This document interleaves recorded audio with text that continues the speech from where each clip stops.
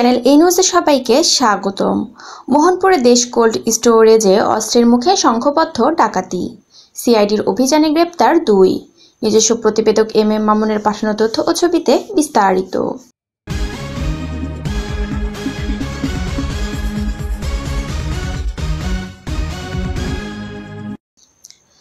রাজশাহীর মোহনপুর উপজেলায় দেশ কোল্ড স্টোরেজে সংঘবদ্ধ ডাকাতির ঘটনায় 2 ডাকাত সদস্যকে গ্রেফতার করেছে সিআইডি। মঙ্গলবার 12 আগস্ট সন্ধ্যায় ঢাকার আশুলিয়া ও গাজীপুরের কোনাবাড়ি থেকে ডাকাত দলের সদস্য সাজিদুল শেখ ও রুবেলকে গ্রেফতার করা হয়। গ্রেফতারকৃতরা হচ্ছে সিরাজগঞ্জ সদরের পিপুলবাড়িয়া গ্রামের মৃত মফজিল শেখের ছেলে 35 বছরের সাজিদুল শেখ এবং একই জেলার শাহজাদপুর উপজেলার বিনোটিয়া গ্রামের মৃত মোজাম্মেল হকের 19 বছর বয়সী ছেলে মোহাম্মদ রুবেল। বুধবার 13 আগস্ট দুপুরে এক প্রেস ব্রিফিংয়ে তথ্য জানায় সিআইডির পুলিশ সুপার এএএন হুমায়ুন কবির। সংবাদ সম্মেলনে পুলিশ সুপার হুমায়ুন কবির জানান, গত 7 আগস্ট রাজশাহীর মোহনপুর উপজেলায় দেশ কোল্ড স্টোরেজে শ্রমিকদের হাত পা বেঁধে 66 লাখ টাকার বৈদ্যুতিক যন্ত্রপাতি, তামার তার ও নগদ প্রায় 3.5 লাখ টাকা ডাকাতির ঘটনা ঘটে। এ ঘটনায় মামলা দায়েরের পর সিআইডি তদন্ত শুরু করে। প্রযুক্তির সহায়তায় এই 2 জনকে গ্রেপ্তার করে। তাদের কাছ থেকে লুট হওয়া যন্ত্রপাতি, বিভিন্ন ধরনের রেঞ্জ, হাতুড়ি, প্লাস এবং ডাকাতির সময় ব্যবহৃত 2টি মোবাইল ফোন উদ্ধার করা হয়। তাদের আদালতে প্রেরণ করে রিমান্ডে চাওয়া হবে। রিমান্ড মঞ্জুর হলে আরও জিজ্ঞাসাবাদ করা হবে। গ্রেপ্তারকৃতদের স্বীকারোক্তির ভিত্তিতে সিআইডি পুলিশ সুপার জানান, সিরাজগঞ্জের বেলকুচির বাবা ও ছেলে সাদেক ও হাসান বর্তমানে ঢাকায় থেকে এই ডাকাত দল পরিচালনা করেন। তাদের নেতৃত্বে অন্তত 50 জনের একটি দল ট্রাক নিয়ে সারা দেশের কলকারখানা থেকে বৈদ্যুতিক যন্ত্রপাতি, তামার তার ডাকাতি করে। এই দলেরই 14 জন রাজশাহী দেশ কোল্ড স্টোরেজে ডাকাতিতে অংশ নিয়েছিল। বাকিদের গ্রেপ্তারে কাজ চলছে। হুমায়ুন কবির জানান, এই ডাকাত চক্রের সদস্যদের অধিকাংশ সিরাজগঞ্জে।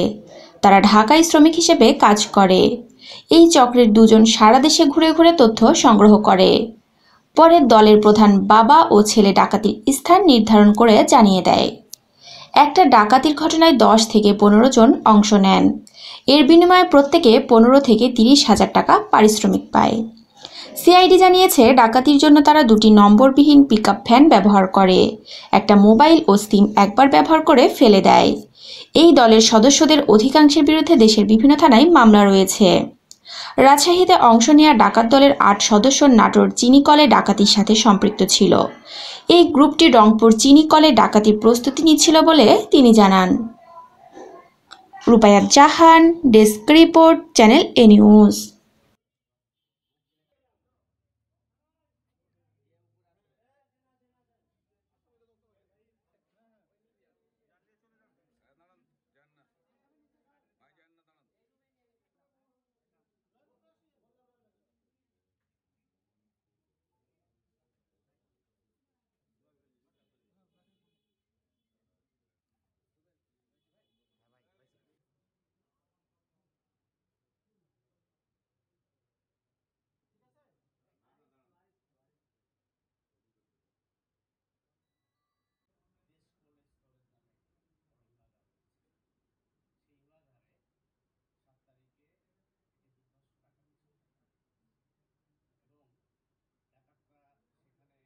এরই 7 তারিখে এখানে রাজশাহী জেলার অন্তর্গত মোহনপুর উপজেলার গাঙ্গপাড়াস্থ একটি গ্রামে দেশ কোল্ড স্টোরেজ নামে একটি বড় হিমাগার রয়েছে। সেই হিমাগারে 7 তারিখে একটি দুর্ধর্ষ ডাকাতি সম্পন্ন হয় এবং ডাকাতরা সেখানে, আমরা সংখ্যাটা এই মুহূর্তে আপনাদের জানাতে পারছি না, তবে একটা বড় সংখ্যার ডাকাত দল সেখানে আনুমানিক রাত 1:30-এর দিকে প্রবেশ করে এবং তারা প্রায় 4টা পর্যন্ত সেখানে ডাকাতি করে। তারা সেখানে প্রবেশ করে প্রথমেই গেটের দারোয়ানদের হাত পা বাঁধে, চোখ বাঁধে এবং তাদেরকে পাশে মোটরসাইকেল গ্যারেজে বেঁধে রেখে দেয়। এরপরে তারা লেবার রুমে প্রবেশ করে এবং উল্লেখ্য যে সেখানে 24 জন টোটাল লেবার ছিল এবং তারা এই 24 জন লেবারকেই হাত পা বেঁধে দেশীয় অস্ত্রের ভয় দেখিয়ে তারা জিম্মি করে রাখে। এরপরে তারা কোল্ড স্টোরেজের যে পিছনে কোল্ড স্টোরেজে যে অপারেটিং রুম আছে, সেখানে হেভি ইনস্ট্রুমেন্ট আছে, মেশিনারিজ আছে, যেগুলি কোল্ড স্টোরেজে পাওয়ার সাপ্লাই দেয় এবং কুলিং সাপ্লাইটা দেয়। তাদের বেসিক্যালি টার্গেট ছিল সেটাই। সেখানে এই হেভি মেশিনারিজের কিছু সফিস্টিকেটেড যন্ত্রাংশ আছে, যে যন্ত্রাংশগুলো তারা চুরি করে, যেমন কন্ট্রোল প্যানেল আছে সেখানে। এছাড়া হেভি কিছু তামার তার আছে, যে তারগুলো অনেক দামি তার, 1 ফুট তারের দাম প্রায় 1200 টাকা।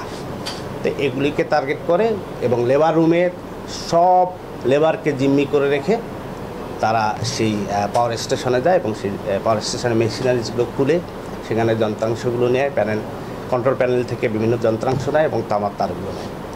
লেবার রুমে ফিরে আসে এবং প্রত্যেকটা লেবারের কাছে যার কাছে যা ছিল, কারোর কাছে 1000, কারোর কাছে 2000, কারোর কাছে 5000, প্রত্যেকের কাছ থেকে টাকা পয়সাগুলো তারা নিয়ে নেয়। এরপরে তারা কোল্ড স্টোরেজ যে পরিচালনার জন্য একটি অফিস রুম রয়েছে, যেখানে কর্মকর্তারা অথবা মালিক গিয়ে মাঝে মাঝে বসেন, সেই অফিস রুমটা তছনছ করে, সেই ফার্নিচারগুলো তছনছ করে, সেখানে খুঁজে তারা সেখান থেকে কিছু টাকা পয়সা পায়। এইভাবে তারা মোট 3,33,000 টাকা নগদ ক্যাশ সেখান থেকে নেয় এবং এই 3,33,000 টাকা নগদ ক্যাশ এবং যে টোটাল ইনস্ট্রুমেন্টগুলো তারা আছে, এর প্রায় মূল্য প্রায় 63 লক্ষ টাকা বলে আমরা অনুমান করছি। তো এই ঘটনা রাতে ঘটার পরে আমরা সকালেই বিভিন্ন মাধ্যমে যখন নিউজ পাই, আমরা ইনস্ট্যান্টলি সেটা রেসপন্স করি এবং আমার সিআইডি রাজশাহীর একটা চৌকস টিম, ইন্সপেক্টর আনোয়ার এবং সাব ইন্সপেক্টর সাইফুলের নেতৃত্বে তারা সেখানে পিও ভিজিটে যায়। সেখানে তারা শ্যাডো ইনভেস্টিগেশন শুরু করে এবং এর গ্র্যাভিটি জেনে আমিও সাথে সেখানে পরিদর্শনে যাই এবং গিয়ে সাথে আমরা ইনভেস্টিগেশন শুরু করি।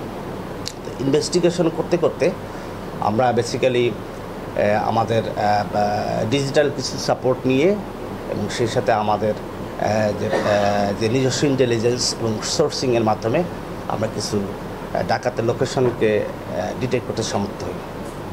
অ্যাকর্ডিংলি আমরা তাদের পিছু নেই এবং এক পর্যায়ে আমরা গাজীপুর এবং সাভার এলাকা থেকে 2 জন ডাকাত যারা সক্রিয়ভাবে অংশগ্রহণ করেছিল তাদেরকে গ্রেপ্তার করতে সক্ষম হই। তার মধ্যে একজন হলো সাজেদুল এবং আরেকজন হলো রুবেল। সাজেদুলের বাড়ি সিরাজগঞ্জ সদর এবং তাদেরকে গ্রেপ্তারের পরে তাদের কাছ থেকে আমরা অনেক হেভি ইকুইপমেন্টস উদ্ধার করেছি, যেগুলি এই মেশিনারিজগুলো খোলার ক্ষেত্রে তারা ব্যবহার করে এবং তাদের মডাস অপারেন্ডিটা একই, তারা বেসিক্যালি এই কাজগুলোই করে। এবং আপনারা জেনে থাকবেন যে কিছুদিন আগে নাটোর সুগার মিলেও একটি ঘটনা ঘটেছে এবং এর মধ্যে কিছু কয়েকজন ডাকাত সেখানেও পার্টিসিপেট করছে।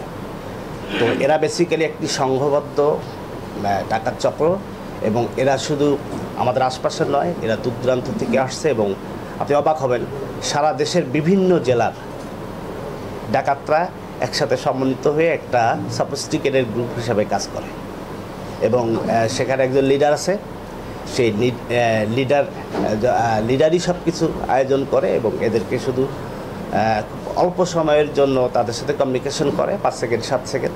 কমিউনিকেশনটা এরকম যে আজকে একটা কাজ আছে, অমুক জায়গায় থাকবা।